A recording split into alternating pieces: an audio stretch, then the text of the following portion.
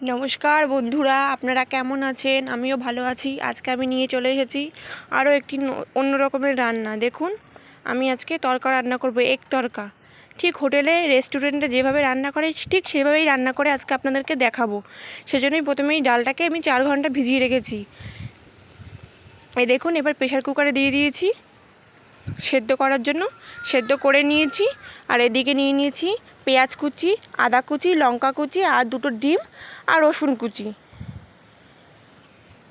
আর এখানে যেহেতু আমি হোটেলের মতো করব, যেরকম হোটেলের যেরকম চিকেনের ঝোল দেয়, আমিও ঠিক আজকে সেভাবেই করব। সেজন্য আগের দিন রান্না করে রেখেছিলাম চিকেন, সেটা ফ্রিজে ছিল, সেটাও নামিয়ে নিয়েছি। এবার কড়াইটা খুব ভালোভাবে গরম করে নিয়েছি। দেখুন, আপনারা দেখতেই পাচ্ছেন কড়াইটার মধ্যে এবার তেল দিয়ে দিয়েছি। এবার এই তেলটা খুব ভালোভাবে আমি গরম করে নেব। দেখুন, তেলটা কিন্তু খুব ভালোভাবে গরম হয়েছে। এবার এর মধ্যে প্রথমেই রসুন কুচিগুলো দিয়ে দেবো। যেহেতু রসুনের একটা কাঁচা গন্ধ থাকে, ভালো লাগে না গন্ধটা যদি না যায়, সেই জন্য প্রথমে রসুন কুচিটা দিয়ে দিচ্ছি। এবার এটা একটু ভাজা ভাজা করে নেব। দেখবেন হালকা ব্রাউন কালার আসলেই তখন আমি অন্য জিনিসগুলো দেবো। এই দেখুন, রসুনগুলো কিন্তু হালকা ভেজে নিচ্ছি। আর একটু মাঝারি আঁচে রেখেছি, যদি আঁচটা বাড়িয়ে দেই তাহলে কিন্তু রসুনগুলো পুড়ে যাবে, সেজন্য মাঝারি আঁচে ভাজাগুলো করছি। আর আরেকটা কথা, যখন ডালটা আমি সেদ্ধ করেছিলাম তখন একটু লবণ দিয়ে দিয়েছিলাম, সেটা আপনাদেরকে দেখানো হয়নি, সেটা বলে দিলাম। এবার এর মধ্যে দিয়ে দিচ্ছি আদা কুচি। এবার রসুনটা আর আদাটা ভালো করে ভেজে নেব। এই দেখুন কি সুন্দর ভাজা হচ্ছে। যদি আমি আঁচটা বাড়িয়ে দিতাম তাহলে কিন্তু এগুলো পুড়ে যেত, সেই জন্য মাঝারি আঁচে ভাজছি। এবার দিয়ে দিলাম আগে থেকে কেটে রাখা লঙ্কাগুলো, কাঁচা লঙ্কাগুলো। আপনারা আপনাদের পরিমাণ মতো দেবেন। যদি ঝাল বেশি খান তাহলে একটু বেশি করে দেবেন। আমাদের যেহেতু চিকেনের ঝোলটা আছে, ওটাও লঙ্কা দেওয়া আছে, সেই জন্য। এবার এগুলো ভেজে নিচ্ছি। এই দেখুন, এবার এর মধ্যে আগে থেকে কেটে রাখা যে পেঁয়াজটা কেটেছিলাম, পেঁয়াজটা সবার লাস্টেই দিয়ে দিচ্ছি। এখানে 2টো পেঁয়াজ কাটা হয়েছিল। এবার সবগুলো মশলাগুলো একসাথে ভাজবো। এখানে কিন্তু কোনো বাটা মশলা পড়বে না, সবই কুচানো মশলা পড়বে।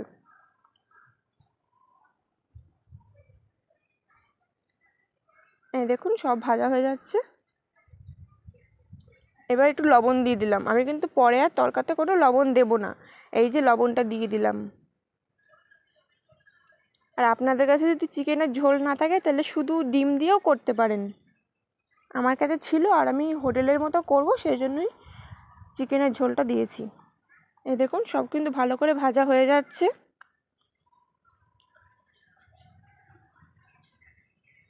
আর একটু ভাজতে হবে, পেঁয়াজের কিন্তু কালারটা এখনও আসেনি, সেই জন্য আর একটু ভেজে নেব। এই দেখুন। আরে হ্যাঁ, আপনারা কিন্তু ভিডিও দেখছেন, কেউ কিন্তু সাবস্ক্রাইব করছেন না, প্লিজ করে দেবেন। এই দেখুন, কথা বলতে বলতে কিন্তু আমার এগুলো ভাজাও হয়ে গেছে। আপনারা দেখলেই বুঝতে পারবেন যেগুলো কিন্তু খুব সুন্দর করে ভাজা হয়ে গেছে। এবার আমি মাঝখানটা এইভাবে ফাঁকা করে নিচ্ছি, নিয়ে যে তেলটা আছে মাঝখানে, সেই তেলের মধ্যে 2টো ডিম ফাটিয়ে দিয়ে দেবো। আপনাদের যদি তেলটা তখন কম থাকে একটু মাঝখানে তেল দিয়ে দেবেন, কি আগেও ডিমটা ভেজে নিতে পারেন।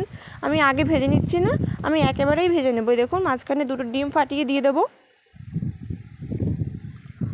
শর্টকাটে করছি রান্নাটা। আর একটাও ডিম দিয়ে দেবো।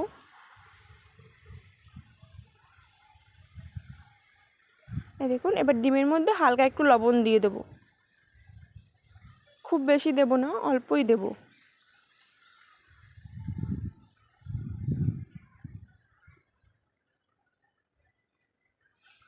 দেখুন, লবণটা দিয়ে দিলাম। এবার খুব ভালো করে ডিমটা ভেজে নেব। এই দেখুন, খুব সুন্দর করে কিন্তু ভাজা হয়ে গেছে, মশলাগুলোও ভাজা হয়ে গেছে, ডিমটাও ভাজা হয়ে গেছে। এবার আগে থেকে যে ডালটা সেদ্ধ করে রেখেছিলাম লবণ দিয়ে, এই দেখুন ডালে কিন্তু কোনো জল নেই, ঠিক এইভাবেই সেদ্ধ করতে হবে। তরকাতে কিন্তু কোনো জল ইউজ করা হয় না। এবার এর মধ্যে আমি ওই ডালটা ঢেলে দেবো। দেখুন, ডালটা কিন্তু দিয়ে দিচ্ছি। ডালটা দিয়ে দিলাম। এবার মশলার সাথে ডালটা খুব ভালো করে মিশিয়ে নেব। এই দেখুন, মেশানো হয়ে গেছে, ডালের থেকে হালকা হালকা জলও বেরিয়েছে। এবার এর মধ্যে আমি এই সময় হলুদ দিয়ে দেবো। আর আপনারা যদি কেউ চান একটু লঙ্কার গুঁড়ো দিয়ে দিতে পারেন, আমি দিচ্ছি না, তাহলে একটু ঝাল ঝাল হবে খেতে। এই হলুদটা দিয়ে দিলাম। এবার হলুদটা দিয়ে খুব ভালোভাবে মিশিয়ে নিচ্ছি।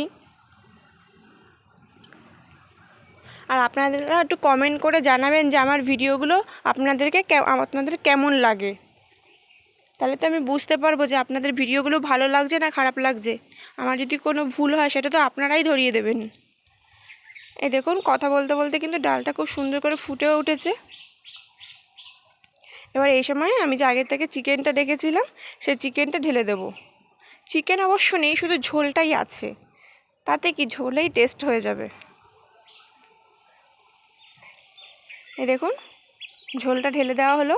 ঝোলটা দেওয়াতে পুরো কালারটাই অন্যরকম হয়ে গেল, টেস্টটাও কিন্তু বেড়ে যায় চিকেনের ঝোল দিলে তরকায়। দোকানে দেখবেন আপনারা, ওরা কিন্তু চিকেনের ঝোল দিয়েই করে টেস্টটা বাড়ানোর জন্য। একদম দোকানের মতো হবে খেতে, আমি যেভাবে বলছি সেভাবে যদি আপনারা করেন।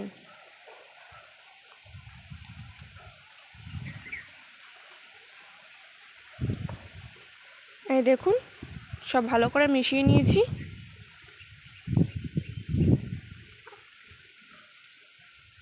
এবার সাইডে শুকনো খোলায় আমি কটা কাঁচা কারি পাতা নিয়ে এসেছিলাম, সেগুলো একটু টেলে নেব।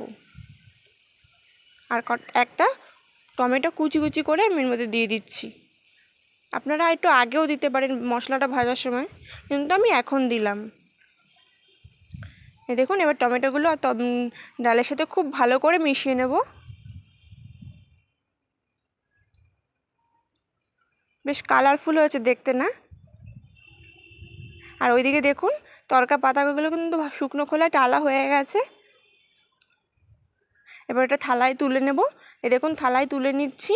এবার এটা গুঁড়ো করে নেব হাত দিয়ে, যেহেতু এটা মচমচা হয়ে গেছে টালার পরে, সেই জন্য হাত দিয়ে খুব তাড়াতাড়ি গুঁড়ো করা হয়ে গেছে। এবার গুঁড়োটা দিয়ে দিলাম এর ভিতরে। এবার এই গুঁড়োটা দিয়ে ভালো করে ডালের সাথে মিশিয়ে নেব। এই দেখুন, মিশানো হয়ে গেছে। এবার কিছুটা পরিমাণে ধনেপাতা কুচিয়ে রেখেছিলাম, সেটাও দিয়ে দিচ্ছি।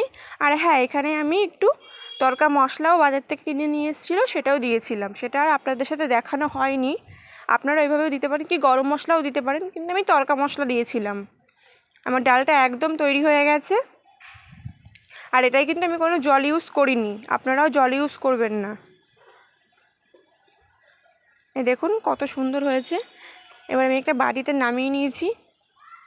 এই দেখুন কালারটা কি সুন্দর এসছে না? একদম দোকানের মতো।